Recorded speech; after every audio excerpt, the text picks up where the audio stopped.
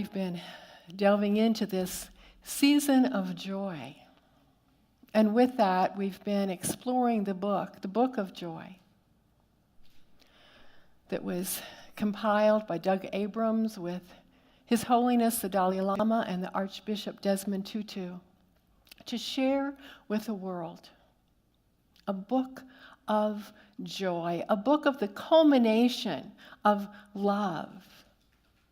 Love and happiness spilling out as joy. You see it, don't you? They are so incredibly happy to be together, so incredibly happy to share their hearts with one another. They created what they called the 8 pillars of joy, and we looked at the first 4 attributes. The first 4 weeks are called attributes of the mind. And last week we delved into the attributes of the heart, and we began with forgiveness and gratitude. And we continue this week with compassion. And we say that compassion is contagious. So what does compassion mean? The actual word, root word in Latin, is a bit daunting, for it means to suffer with. Now, most of us feel like we've got enough of that going on in our own lives, and we're not sure how much more we want to take on for someone else or someone else's. But it's all about intention. For empathy is allowing ourselves to feel what another feels. And compassion is our intention of then taking action, reaching out, doing something about it, wrapping our arm around, being with, being a witness to, loving, and not fearing the suffering, but being a buffer or being a mirror to reflect for that person the wisdom that they contain within themselves, even if at that moment they're not able to feel it or to see it. We can do that for one another. It's what we do for one another. It's to be strong when someone else is feeling weak, and to allow others to be strong for us when we're feeling weak. It's that compassion that we have as a community, as a people, knowing that we are all one with all people. Charles Fillmore, in his book, The Revealing Word, has this to say about human compassion. It's a characteristic of love and mercy, prompted by an understanding heart. A compassionate mind sees the error, but does not condemn. For compassion is not about condemnation or getting even. Compassion is about coming from a space of love always, and recognizing that God is everywhere present in every situation. It's not that God is everywhere except here, or except what's going on over here. God is everywhere present. And our recognition of that brings love to a situation that may not be feeling loving. His Holiness the Dalai Lama says in the Book of Joy, too much self-centered thinking is the source of suffering. There's too much I, me, and not enough compassion for our world, for one another, in a way that is not selective. I will only feel compassionate towards this group, but not this group. Remember when we listened to some of the quotes from the Dalai Lama talking about how he felt about the Chinese hardliners who had actually exiled him for his country, where he had not been able to return for 60 years?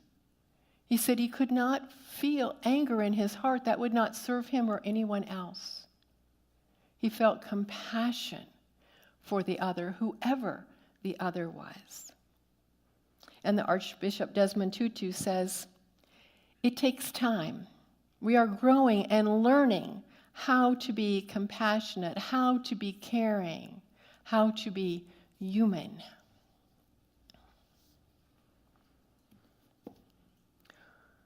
Well, the ministry of Jesus, our elder brother and way shower, was all about compassion. The 3 years of recorded ministry that we have is about finding the sick and healing them, finding people hungry and feeding them, and teaching compassion as a way of life. Love one another. Love your neighbor as yourself. And this was to break the mold of what was happening at the time, which was fear and survival and protectiveness of those like me, only those like me. Safety. And Jesus was trying to help break that mold and say, love everyone. Love one another. When we turn to Scripture this morning, we're looking at a well-known story. It's the story of the Good Samaritan. And we find it in the Gospel of Luke. And Jesus is speaking with his disciples and with the many who've gathered to hear him. And he knows that there are those who are listening that are trying to trip him up, trying to get him in trouble. And just then, a lawyer stood up to test Jesus. Teacher, he said, what must I do to inherit eternal life? He said to him, what is written in the law? What do you read there? And he answered, you shall love the Lord your God with all your heart, with all your soul, with all your strength, with all your mind, and love your neighbor as yourself. And he said to him, you have given the right answer, do this. But wanting to justify himself, he asked Jesus, and who is my neighbor? And this is when Jesus tells the story. A man was going down from Jerusalem to Jericho and fell into the hands of robbers, who stripped him, beat him, and went away, leaving him half dead. Now by chance a priest was going down that road, and when he saw him, he passed on the other side. So likewise a Levite, when he came to the place and saw him, passed by on the other side. But a Samaritan, while traveling, came near him, and when he saw him, he was moved with pity. He went to him and bandaged his wounds, having poured oil and wine on them. Then he put him on his own animal, brought him to an inn, and took care of him. And the next day, he took out 2 denarii, gave them to the innkeeper, and said, take care of him, and when I come back, I will repay you whatever more you spend. Which of these 3 do you think was a neighbor to the man who fell into the hands of the robbers? He said to him, the one who showed him mercy. And Jesus said to him, go and do likewise. Like so many of the teachings of Jesus, this story was to answer one simple question: who is my neighbor? And as often, his teachings would not answer the question directly, but allow the person who asked the question to ponder it with the story and answer it for themselves. Who is my neighbor? The moral of the story, of course, is that we should and must reach out to those who are injured. The deeper moral to the story is that every single person in that scenario was a neighbor to the other. Every person. And they all, each one of them, had reason not to help the man. For a priest, if he had touched the body or touched blood, would have to go through a purification process, quite a lengthy process. And the Levite is an assistant to the priest, a learned person, an educated person who assists with the religious activities, would also have had to go through the purification process. And the Samaritan was prevented by having contact with other Jews by religious law. The Samaritans were the people who had stayed behind during the Babylonian time, where they were taken away, as often happened with the Jewish people, were taken away to another land. And in most cases, the Jewish people stayed among themselves and they married among themselves, and they kept up their religious practices. But the Samaritans had intermarried with other tribes, and so they lived on the fringes of the Jewish culture. And the audience would have known this. They would have been shocked that it was a Samaritan who not only was inconvenienced, but used their own money to help this person. And the lawyer who heard this story would have been shocked as well. And so who was the good neighbor? It was the Samaritan. As we look at this story beyond the obvious or beyond the physical, metaphysical, we look at what this story might mean for us and what is going on at times within our own consciousness. Are we sometimes the robbers who leave the person wounded?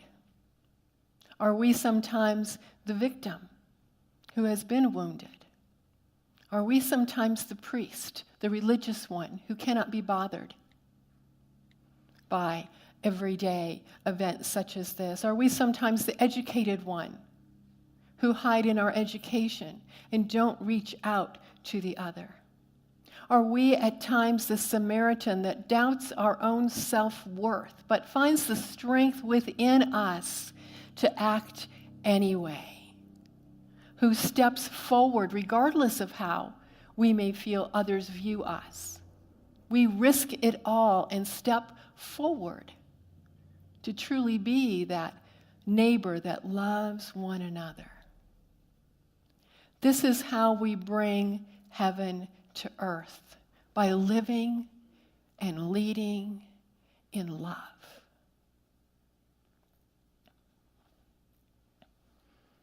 Now, is there a shadow side to compassion?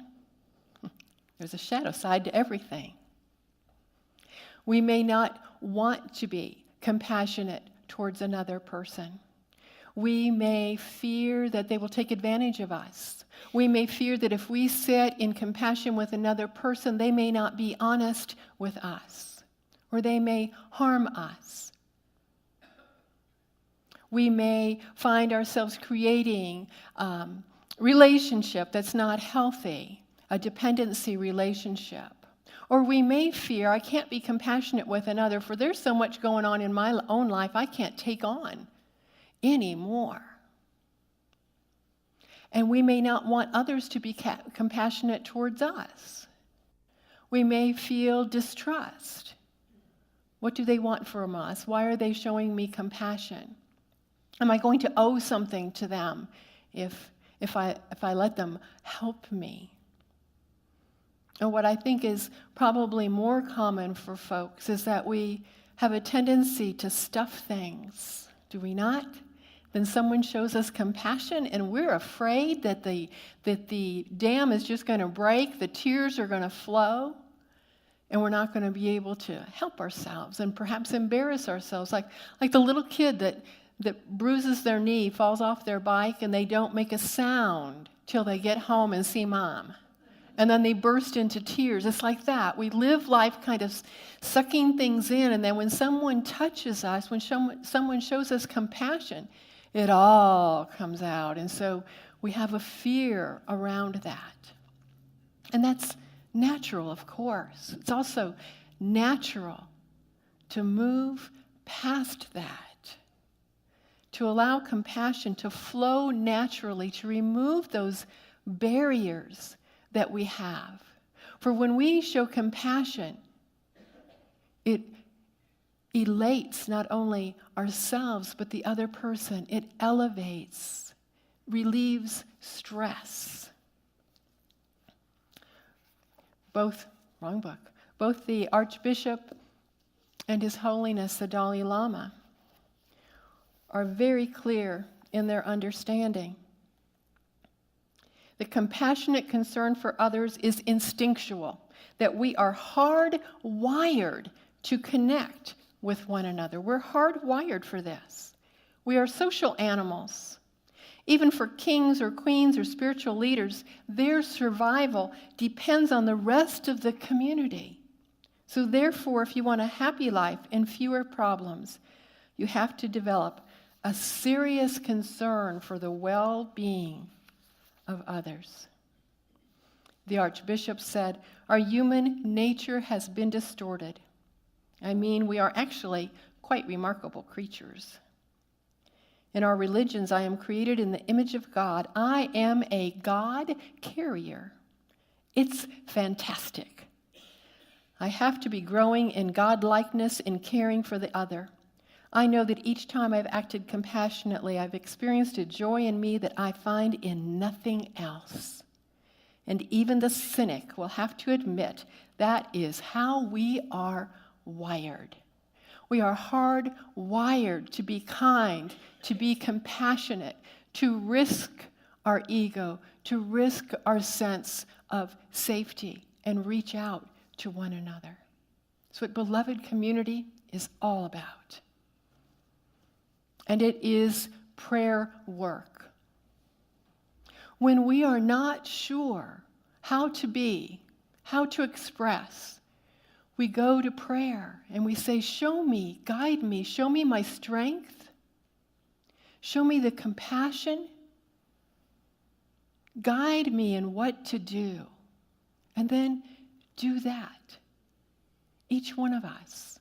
In this situation, what do I do? In that situation, how should I show up? Who should I be? What do I express? Turn within first. Go to God.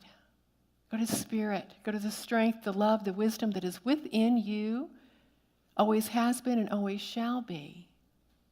And move from that space, knowing that you have the support of the universe with you. This morning we wish to honor some very special people who have chosen a life of compassion here in our community. And it is our prayer chaplains. Our prayer chaplains have completed their training and are ready to move forward in active prayer work for all of us. And so I invite all of our chaplains to come forward, if you would. Come forward right here so that Barbara can join you.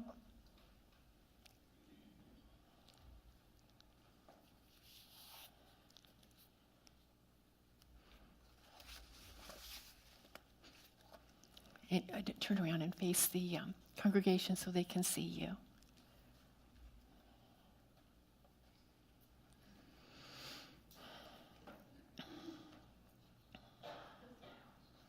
The Prayer Chaplain program was developed by Reverend Leilani Burt and began to be shared with other Unity communities 20 years ago. We celebrate this year 20 years of the Prayer Chaplain program, which has expanded beyond just Unity communities to other churches as well. Judith Huffman and I were privileged to take our training from Reverend Leilani, and we strongly support and believe in this Prayer Chaplain program. What do prayer chaplains do? They pray. They call upon the divine within them. They lovingly listen. They hold in great confidence what you share with them. They hold the highest and the greatest outcome for you. They know that they need not possess any answers, for the answer is within you, but they hold that space with you of safety and love and support, of sharing your heart with another. Prayer chaplains also complete annually 50 hours of training, and they commit to serving on Sunday services, to making monthly chaplain calls. They commit to their own prayer practice. They commit to their ongoing training as they meet monthly. We today honor two different groups of chaplains. The first are those chaplains who've completed at least 1 year of service and are now moving into the status of chaplain emeritus. We honor these individuals for the work that they have done and for the place they will now take as emeritus. They will continue to lovingly and prayerfully support this community, and they may participate in other aspects of the Prayer Chaplain program moving forward. And today our Prayer Chaplain emeritus is Wilma not here? Wilma's here, but she's hiding, and so we envision Wilma right now. She's with the kids. We envision Wilma more black, and Aaron Grant Quick, as our 2 chaplain emeritus who have served at least 1 year and are now moving to the emeritus status. We honor you, Aaron, for the work that you've done and for the work that you will continue to do. Thank you so much. And now we have Monique Boyd, Cheryl Hamilton, Judith Huffman, our prayer chaplain coordinator, Barbara Robinson, and Sheila Roddy. In the awareness of the activity of Sheila? Yeah. In the awareness of the activity of spirit which has led you to this moment of commitment, I invite you to your heart space. And if your heart says yes, I ask that you respond with the words, I am, to these questions. Are you willing to accept this commitment and dedication? I am. Are you willing to do your best to remember your oneness with God and stay God-centered? I am. Are you willing to do your best to stay prayed up? I am. Are you willing to support the other members of the chaplain team? I am. And as we see the fullness of God's love, life, and power and substances in others, we will know that you need not pour out yourself upon them. You have the knowledge and the light to call their attention to what they have and to prompt them to use it. Blessed ones, you have said, yes, I will create a space with compassion and love for anyone seeking it. I thank God for each and every one of you, your time, your energy, and your dedication. I thank you for the many, many visible and invisible ripples of blessings that are the results of your loving service. You are indeed an incredible gift to this church community and to the world.